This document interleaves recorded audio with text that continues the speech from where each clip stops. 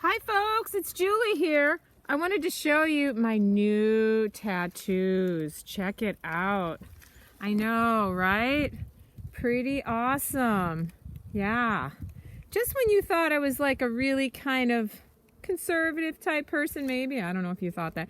But it's kind of different when you look at me now. I've changed. So the same thing happens sometimes when we interpret historical fiction. Sometimes things change.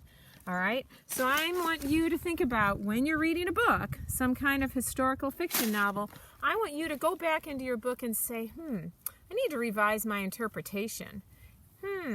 And think, some things have changed from the beginning.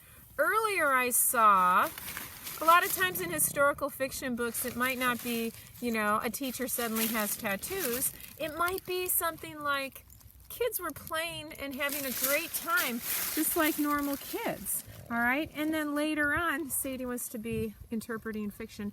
Later on, when the war moves in, things might have changed. Like it's not the same. People aren't as carefree. Kids aren't just running and playing. Another thing to think about is there a pattern? All right? Is there a pattern? Now we know, the book we read, Tiger Rising, we know the pattern again. Remember the suitcase? Same idea here. Think about what kind of pattern is happening, are you noticing in your book? And write down some examples of that, all right?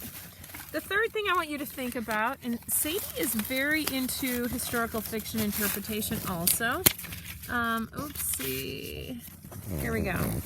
Sadie, I'm going to say hi while I hang this.